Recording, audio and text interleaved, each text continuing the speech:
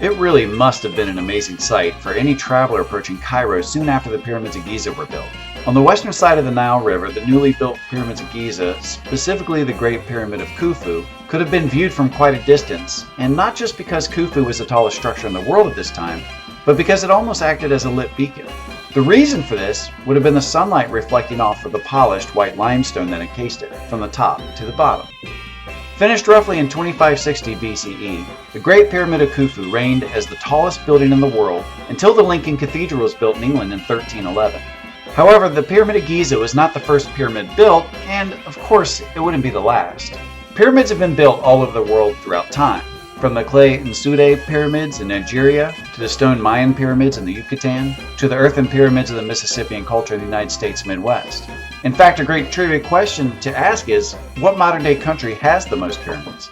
And there is a reason many cultures used pyramids to reach the heights towards the sky.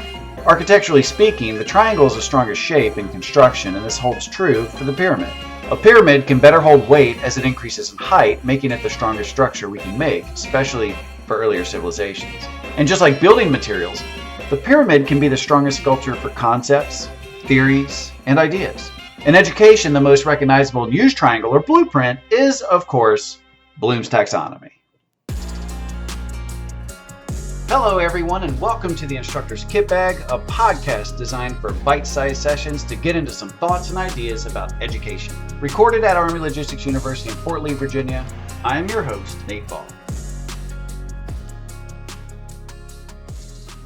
Essentially, Dr. Benjamin Bloom, an educational psychologist, developed a taxonomy or hierarchical model to classify educational objectives from simple to more complex. In doing this, he created the cognitive domain of learning, and this taxonomy would eventually expand to become three domains of learning: the cognitive, the affective, and the psychomotor domains.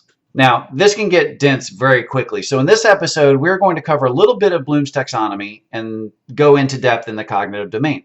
In the future, we'll go over various ways to use Bloom's taxonomy in curriculum, lessons, and even assessments. But for now, let's do a quick overview of Bloom's taxonomy and dig into the cognitive domain.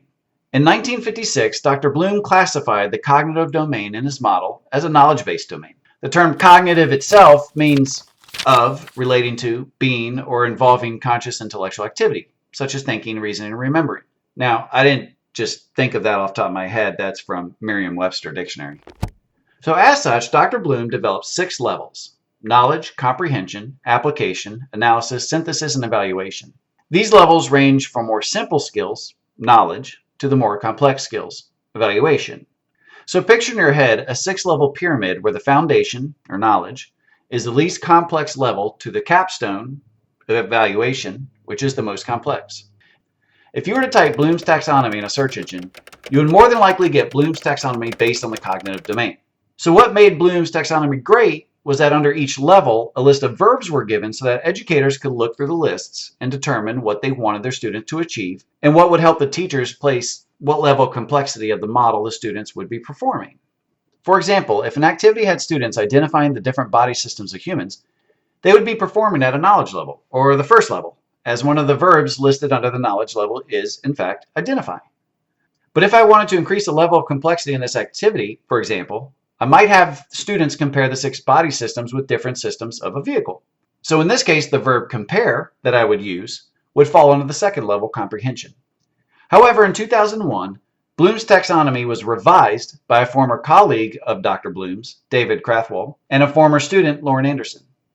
This revision tightened up some loose ends in the previous working model, and more importantly, it flipped the top 2 levels of the domain with each other. So these 6 levels changed from nouns, like knowledge, to verbs like remembering. So the new levels became remembering, understanding, applying, analyzing, evaluating, and creating. And these new levels range from more simple skills, which would be remembering now, changing from knowledge, and to the more complex skills, creating, which changed from evaluation. This Bloom's taxonomy revision is what I'll be referring to throughout the rest of this episode, anytime I say Bloom's taxonomy and any other time that it's to be referenced in future episodes. Now, are we ready to dive into the proverbial 6 levels of the cognitive domain? Well, almost. Let's bring up how this can be used as a tool to help you, and if you already use it extensively, then great. See, I view Bloom's taxonomy as a scaffolding tool that helps organize, plan, and build a course, or build a lesson, or build an assessment, and it helps me do so in a logical and meaningful way, kind of like a blueprint developed to make your life easier in building a house, or in keeping with our theme, to build a pyramid. And since we're speaking about pyramids, in building any pyramid structure, including the Great Pyramid of Khufu, we have to lay a solid foundation. So naturally, that's where we're going to begin, with remembering, which is cognitive level 1, or C1. We'll also be using the publication, A Taxonomy for Learning, Teaching, and Assessing, a revision of Bloom's Taxonomy of Educational Objectives by Anderson and Krathwohl, for definitions for each of these levels. So let's begin. Remembering. This is the bottom foundation of that pyramid. This is cognitive level 1, or C1. So for remembering, to retrieve relevant knowledge from long-term memory. This level promotes retention. Example verbs may include define, list, match, label. And this level is used for introducing, reviewing, or recalling information. So this is a great level for a pre-course test, or to create a quick warm-up, or check on learning type activity. And moving up from the foundation is our next level, understanding, cognitive level 2, or C2, which is to construct meaning from instructional messages, including oral, written, and graphic communication. Example verbs may include explain, compare, classify, summarize. And this level is used to manipulate information in a different but familiar way. For example, you could have a student write one of Shakespeare's sonnets using modern-day vernacular, or compare the human body systems to the systems of a car, which we mentioned before. Next, we have applying, which is our cognitive level 3, or C3. This is to carry out or use a procedure in a given situation.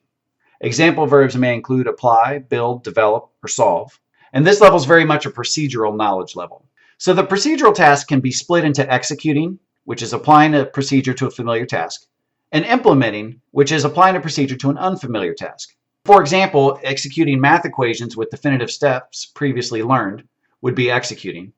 And implementing could be choosing a budget that best applies to the student inside a grocery store.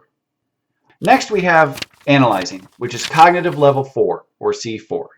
This is where you break material into its constituent parts and determine how those parts relate to one another and to an overall structure or purpose. Example verbs may include classify, distinguish, inspect, simplify. In this level, Anderson and Krathwohl include the cognitive processes of differentiating, which is determining relevant pieces of a message, organizing, ways the message is organized, and attributing the purpose of the message. So ways to engage students on this level would be to separate fact from opinion, or identify bias within a study, or use supporting sources to make connections between content, or simply determine what information given is relevant or superfluous. Next, we have evaluating, which is cognitive level 5, or C5. This is where you make judgments based on criterion standards. Example verbs may include criticize, decide, justify, prioritize. This is where you can split into checking and critiquing. A good example of checking would be to watch a debate and spot fallacies or inconsistencies in the message. And a good example of critiquing could be to have students evaluate increasing the minimum wage as a possible solution to social inequity. And our final level, or capstone at this point of the pyramid, would be creating, which is cognitive level 6, or C6. This is where you can put elements together to form a coherent or functional whole, where you can reorganize elements into a new pattern or structure. Example verbs may include adapt, compile, improve, predict.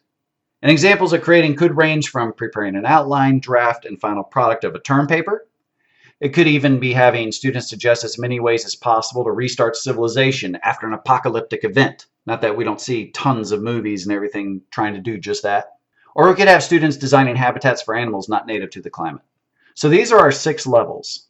Remember, Bloom's taxonomy is a great blueprint to help structure your planning and your preparation for your course, your lessons, your activities, and/or your assessments. I think of it as an interactive graphic organizer for your thoughts and your plans. This helps answer questions like, where are my students' capabilities? Where do I want them to go? And what do I want them to achieve? What do I want them to produce?